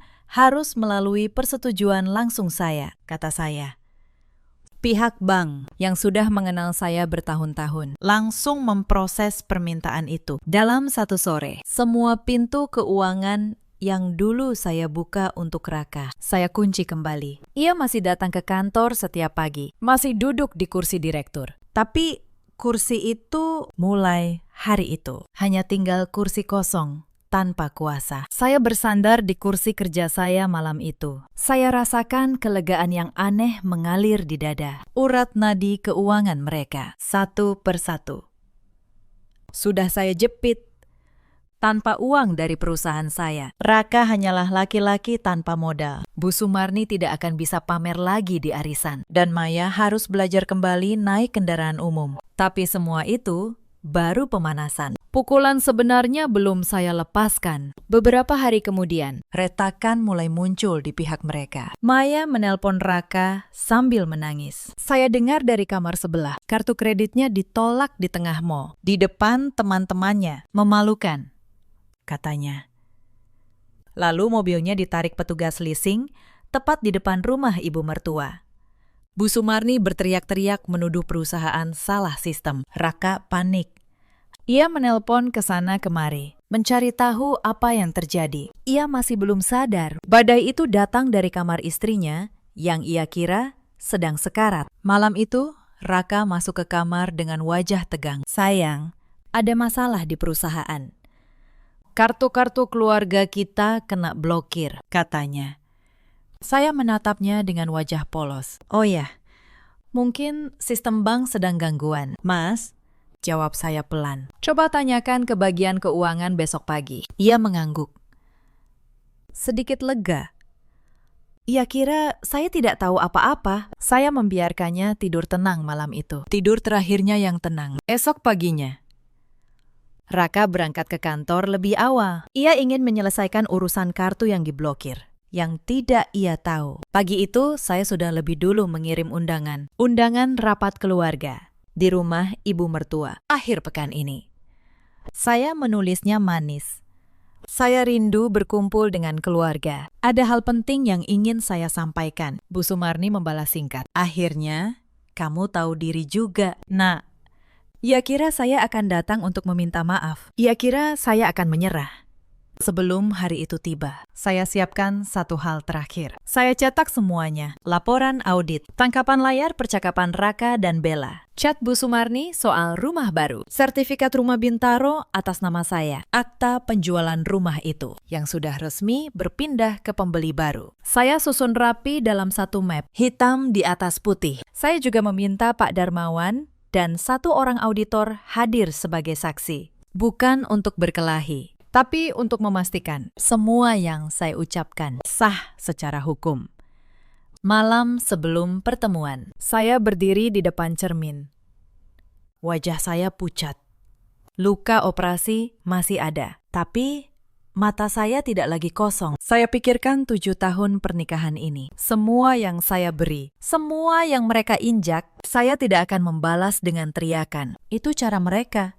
Saya akan membalas dengan cara saya. Tenang, bersih, berkelas. Besok, mereka akan tahu siapa sebenarnya yang selama ini menopang hidup mereka. Tapi malam itu, satu hal terjadi yang tidak saya rencanakan. Pukul 11 malam, ponsel saya berdering. Nomor tidak dikenal. Saya angkat. Suara seorang perempuan muda, gemetar, terdengar di ujung sana. Apakah ini Bu Sinta? Istri sah Mas Raka. Saya terdiam sejenak. Ya, saya Sinta. Dengan siapa saya bicara? Saya Bella. Bu, katanya. Saya minta maaf. Saya harus bicara dengan ibu. Saya tarik kursi. Saya duduk. Silahkan, saya mendengarkan. Bella menangis di telepon. Katanya, ia dulu tidak tahu Raka sudah beristri. Raka mengaku duda. Bu Sumarni meyakinkannya bahwa istri lama Raka sakit-sakitan dan akan segera pergi. Mereka menjanjikan Bella rumah, mobil, kehidupan layak untuk bayinya. Tapi minggu ini semuanya runtuh. Kartu diblokir. Rumah Bintaro tiba-tiba dijual. Petugas datang, menyuruhnya pindah dalam 3 hari. Saya ditipu juga. Bu, isaknya. Saya cuma ingin yang terbaik untuk anak saya. Saya menghela napas. Di titik itu, saya merasakan sesuatu yang aneh. Bukan benci, tapi semacam iba. Bella hanyalah pion lain di papan catur yang sama. Sama seperti saya dulu. Perempuan yang dibutakan oleh laki-laki yang pandai berjanji. Bella, kata saya, tenang. Anakmu tidak bersalah. Aku tidak akan menyentuh anakmu. Tapi rumah itu memang milikku. Dan uang yang menafkahimu dicuri dari perusahaanku. Besok, datanglah ke rumah ibu mertua. Bawa anakmu. Saatnya semua orang mendengar kebenaran. Bella terdiam lama. Lalu ia berkata pelan. Baik, Bu, saya akan datang. Saya tutup telepon. Saya menatap langit malam dari jendela. Rencana saya berubah malam itu. Tapi berubah menjadi lebih kuat. Karena besok, bukan hanya saya yang akan bicara. Saksi terbaik atas kebusukan Raka. Justru perempuan yang ia janjikan masa depan. Terkadang karma datang bukan dari musuh, tapi dari orang yang paling dipercaya, si pelaku. Saya hampir tidak tidur malam itu. Bukan karena gugup, tapi karena saya berkali-kali memutar ulang setiap kemungkinan di kepala saya. Bagaimana jika Raka menyangka saya punya audit? Bagaimana jika Bu Sumarni mengamuk? Saya punya saksi. Bagaimana jika mereka memohon? Saya sudah lama berhenti percaya air mata mereka. Setiap pintu yang mungkin mereka coba, sudah saya kunci lebih dulu. Saya hanya perlu satu pagi untuk merobohkan istana yang saya bangun untuk orang-orang yang salah. Saya tidak takut. Orang yang sudah kehilangan rasa percaya, tidak punya apa-apa lagi yang bisa direnggut darinya. Yang saya rasakan hanya satu hal yang asing, kebebasan.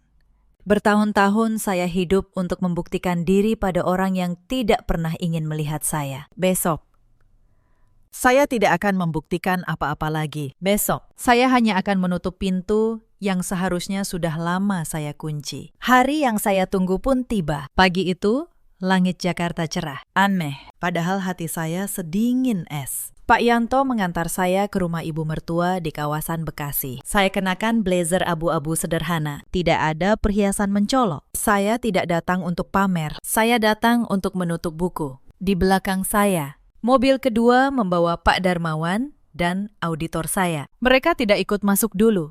Mereka menunggu aba-aba saya. Pintu dibuka oleh Maya. Wajahnya angkuh seperti biasa. Tumben datang sendiri.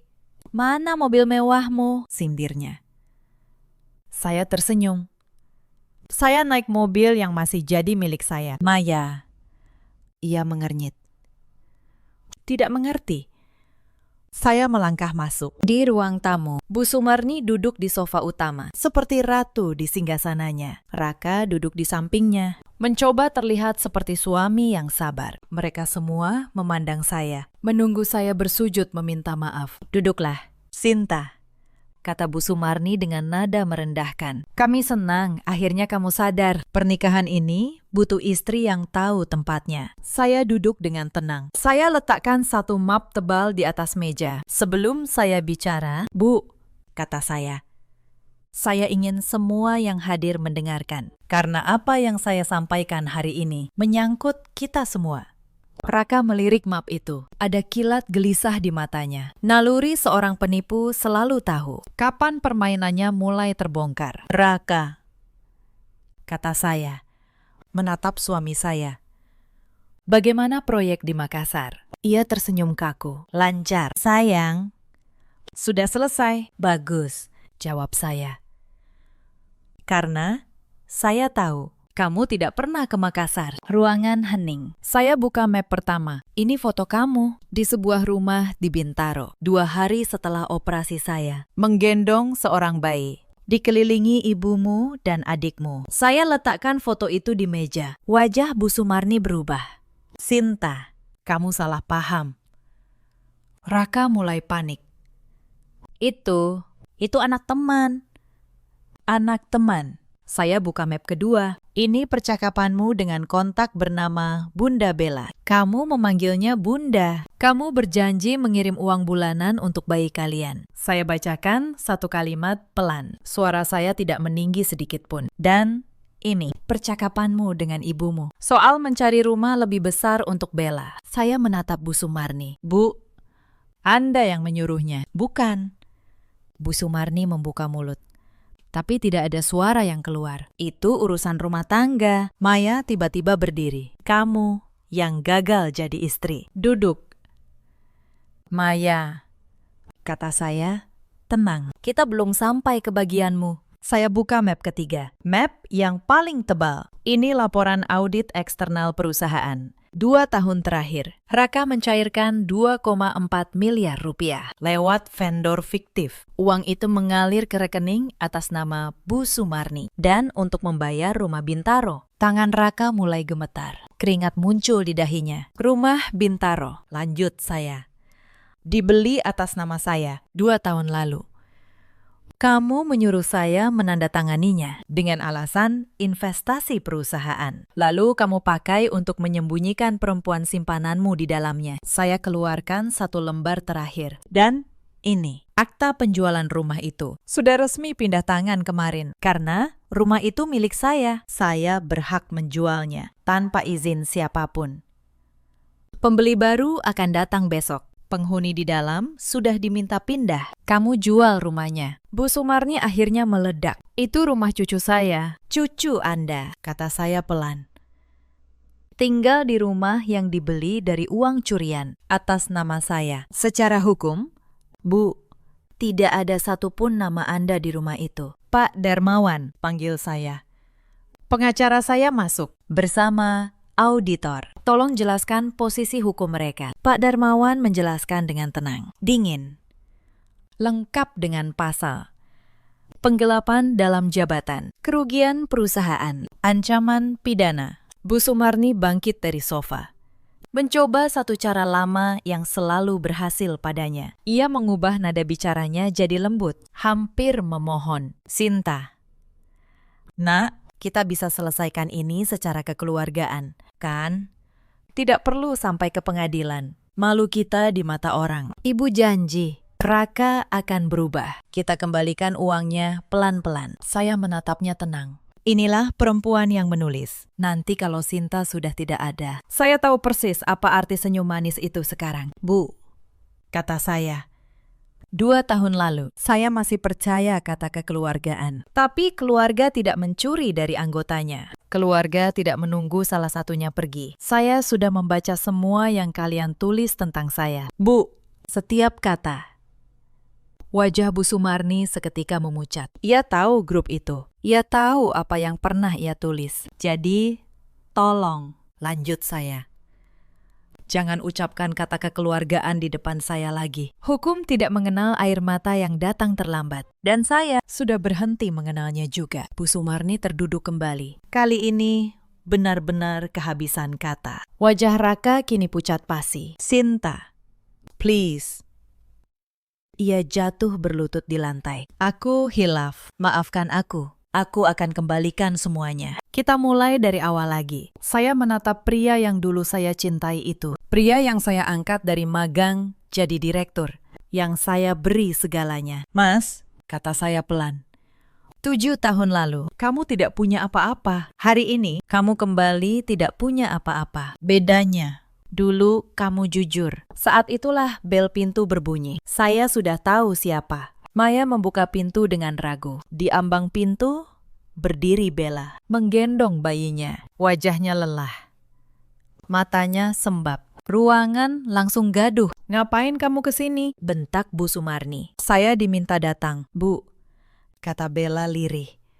Oleh Bu Sinta, semua mata kini tertuju pada saya, termasuk mata Raka yang terbelalak. Bella, kata saya, tenang. Tolong ceritakan, bagaimana kamu bisa ada di rumah Bintaro? Dengan suara gemetar. Bella bercerita, bagaimana Raka mengaku duda. Bagaimana Bu Sumarni meyakinkannya istri lama akan segera pergi. Bagaimana mereka menjanjikan rumah dan masa depan. Lalu meninggalkannya begitu uang habis. Setiap kalimatnya menjatuhkan satu lagi topeng di ruangan itu. Raka tidak bisa berkata apa-apa. Bu Sumarni menutup wajah dengan kedua tangan. Kebohongan mereka kini diceritakan oleh perempuan yang mereka jadikan alat. Jadi begini, kata saya.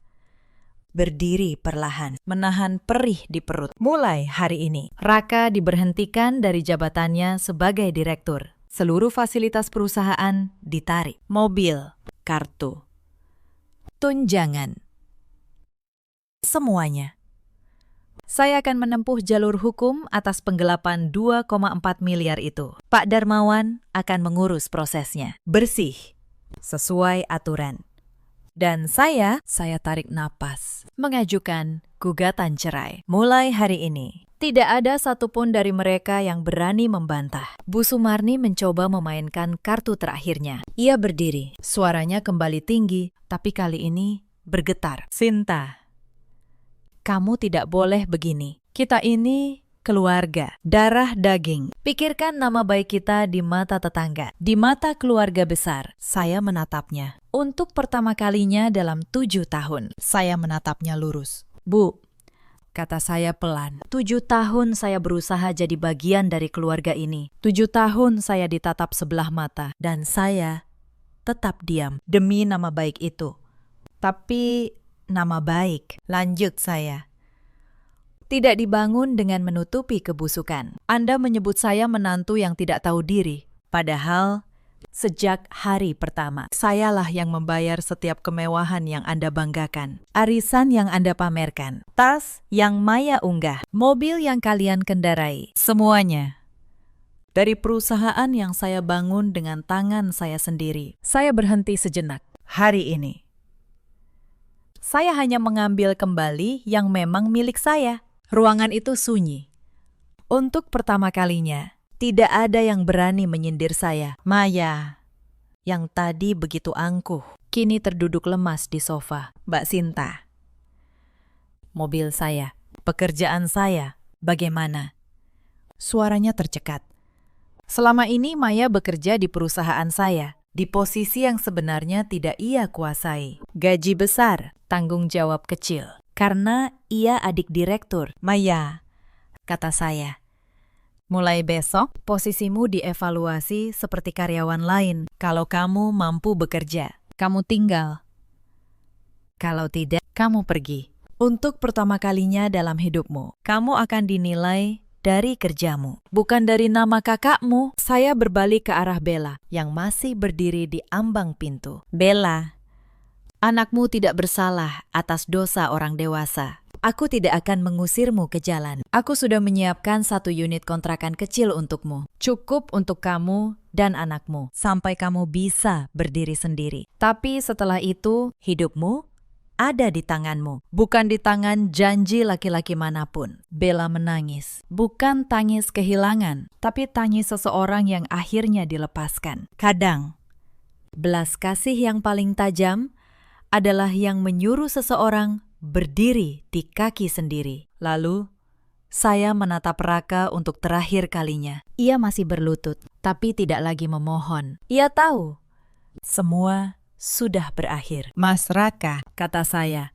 aku tidak membencimu. Membenci hanya membuang tenaga. Aku hanya berhenti. Berhenti memberi pada orang yang tidak pernah menghargai. Dulu aku mengangkatmu karena aku mencintaimu. Hari ini aku menurunkanmu karena aku akhirnya mencintai diriku sendiri. Saya ambil map saya dari meja. Saya berdiri tegak. Meski perut saya masih perih, saya berjalan keluar dari rumah itu tanpa menoleh. Pak Yanto membukakan pintu mobil. Sudah selesai, Bu? Tanyanya pelan. Sudah. Pakistan, jawab saya. Antar saya pulang. Saya ingin istirahat. Untuk pertama kalinya dalam berminggu-minggu. Kata istirahat terasa benar. Di kaca spion, saya lihat rumah itu mengecil, lalu hilang.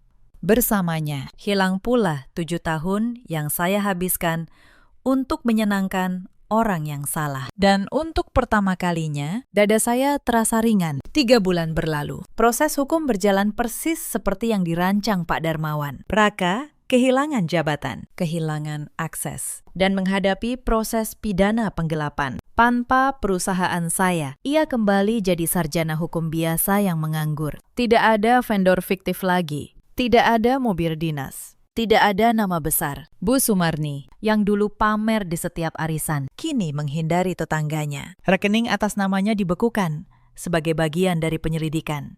Maya bertahan di perusahaan selama 2 bulan, lalu mengundurkan diri sendiri. Ternyata, bekerja tanpa perlindungan nama kakaknya jauh lebih berat dari yang ia kira. Bella, anehnya, justru yang paling cepat bangkit. Ia menempati kontrakan kecil yang saya siapkan, lalu mulai berjualan kue dari rumah. Beberapa bulan kemudian, ia mengirim pesan singkat pada saya. Terima kasih, Bu.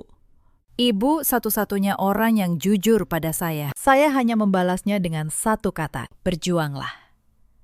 Sementara saya kembali ke kantor saya. 3 cabang itu kini berjalan lebih sehat dari sebelumnya. Tanpa kebocoran, tanpa vendor fiktif, tanpa seorang direktur yang mencuri dari dalam. Suatu sore, saya duduk di balkon rumah saya di Pondok Indah. Saya makan dengan tenang. Ikan goreng, sayur asem, sambal terasi. Makanan sederhana yang dulu tidak pernah sempat saya nikmati di tengah pernikahan yang penuh topeng. Untuk pertama kalinya dalam 7 tahun, saya makan tanpa harus menyenangkan siapapun. Beberapa minggu setelah persidangan pertama, saya pulang ke rumah dalam keadaan lelah. Pak Yanto, sopir yang sudah belasan tahun ikut saya, membukakan pintu seperti biasa. Bu, katanya pelan. Maaf kalau lancang. Tapi saya senang melihat ibu kembali jadi diri ibu. Selama 7 tahun ini, saya lihat ibu makin lama makin kecil. Sekarang, ibu besar lagi. Saya terdiam. Ternyata, orang yang paling jujur menilai hidup saya. Bukan keluarga suami saya, tapi seorang supir yang setiap hari mengantar saya. Dan diam-diam mengkhawatirkan saya. Terima kasih, Pak Yanto, kata saya. Untuk pertama kalinya dalam waktu yang lama. Mata saya basah. Tapi kali ini bukan karena luka. Mbak Asi, asisten rumah tangga yang sudah lama bekerja di rumah, juga berubah lebih ceria. Dulu ia selalu tegang setiap kali Bu Sumarni datang dan mengatur dapurnya. Kini rumah itu kembali jadi rumah saya. Tenang, tanpa suara yang merendahkan. Saya baru sadar selama ini bukan hanya saya yang tertekan di rumah sendiri. Orang-orang baik di sekitar saya pun ikut menahan napas selama bertahun-tahun. Ketika saya akhirnya berdiri, mereka pun ikut bisa bernapas lega. Kadang, ketika satu orang berani melawan, banyak orang lain ikut terbebas. Bukan saya yang mencari. Ia yang menunggu di depan kantor saya. Pakaiannya tidak lagi serapi dulu. Wajahnya lebih tua dari usianya. Sinta, katanya pelan. Aku cuma mau minta maaf. Sungguh. Aku kehilangan segalanya. Aku baru sadar semua yang aku punya dulu dari kamu. Saya menatapnya. Tidak ada lagi marah. Tidak ada lagi cinta. Hanya kekosongan yang tenang. Mas, kata saya. Kamu tidak kehilangan segalanya karena aku. Kamu kehilangan segalanya karena kamu mengira kebaikan orang lain itu kelemahan. Aku memberimu kepercayaan. Kamu menukarnya dengan kebohongan. Aku memberimu nama. Kamu memakainya untuk mencuri. Karma tidak datang dari aku. Karma datang dari pilihan-pilihanmu sendiri. Ia menunduk. Tidak ada yang bisa ia bantah. Selama beberapa detik, kami hanya berdiri di trotoar itu. Dua orang asing yang dulu pernah berbagi 7 tahun. Saya ingat laki-laki yang dulu datang paling pagi ke kantor saya. Yang menatap saya seolah saya seluruh dunianya. Laki-laki itu sudah lama tiada. Mungkin memang tidak pernah benar-benar ada. Saya melangkah masuk ke kantor saya. Dan kali ini, saya benar-benar tidak menoleh lagi. Hidup saya setelah itu berjalan pelan, tapi utuh. Saya tidak terburu-buru mencari pengganti. Saya belajar menikmati kesendirian. Saya rawat luka saya. Bukan hanya luka di perut, tapi luka yang lebih dalam. Saya kembali dekat dengan beberapa sahabat lama yang dulu saya abaikan demi pernikahan. Saya mulai mengajar kelas hukum gratis untuk perempuan-perempuan yang sedang berjuang. Perempuan yang seperti saya dulu. Tidak tahu bahwa mereka punya hak. Dari setiap cerita mereka, saya melihat bayangan diri saya yang lama. Bella, yang dulu jadi alasan dunia saya runtuh. Kini punya warung kue kecil yang ramai. Suatu hari ia datang ke kelas saya, membawa anaknya yang sudah mulai berjalan. Bu Sinta, katanya. Saya ingin anak saya tumbuh jadi perempuan yang kuat, seperti ibu. Saya tersenyum. Saya gendong sebentar anak itu, anak yang dulu jadi simbol pengkhianatan. Kini jadi pengingat bahwa setiap orang berhak memulai lagi. Bahkan dari reruntuhan yang paling memalukan sekalipun. Itulah hal paling aneh tentang hidup. Luka yang sama bisa jadi awal yang baru. Kalau saya boleh jujur, Saya tidak pernah menikmati kehancuran mereka. Saya tidak pernah merayakan jatuhnya Raka atau malunya Bu Sumarni di mata tetangga. Yang saya rayakan hanya satu, saya kembali jadi pemilik hidup saya sendiri. Karena pembalasan yang paling berkelas bukan membuat orang lain menderita. Pembalasan yang paling berkelas adalah berhenti membiarkan mereka menentukan siapa kita. Adalah bangkit, tegak, dan utuh.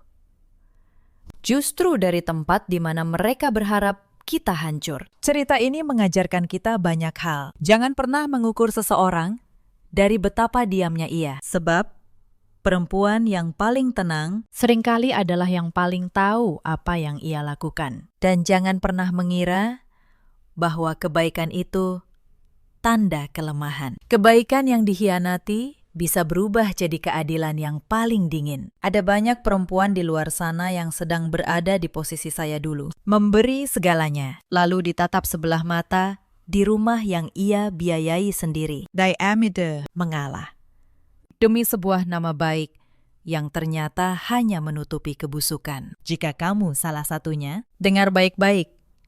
Kamu tidak harus berteriak untuk dihormati, tapi kamu juga tidak boleh diam selamanya. Ketahui hakmu, simpan buktimu, dan ketika waktunya tiba, berdirilah dengan tenang. Ada juga banyak laki-laki seperti Raka di luar sana yang lupa bahwa rumah dibangun dengan kesetiaan, bukan dengan kebohongan yang rapi. Dan ada pula para ibu yang demi membela anaknya, justru menuntunnya ke jurang. Kepada mereka, waktu selalu punya cara untuk menagih. Dalam hidup, kita semua punya pilihan. Pilihan untuk jujur atau berkhianat. Pilihan untuk menghargai atau menginjak. Setiap pilihan menanam benihnya sendiri. Dan suatu hari, kita semua memanennya. Saya memanen ketenangan karena saya memilih untuk berdiri. Mereka memanen kehancuran karena mereka memilih untuk berkhianat. Jika cerita ini menyentuh hati kalian, ceritakan pengalaman kalian di kolom komentar. Mungkin kisah kalian akan menguatkan perempuan lain yang sedang berjuang malam ini. Terima kasih sudah menemani sampai akhir. Sampai jumpa di kisah berikutnya. Sahabat kisah,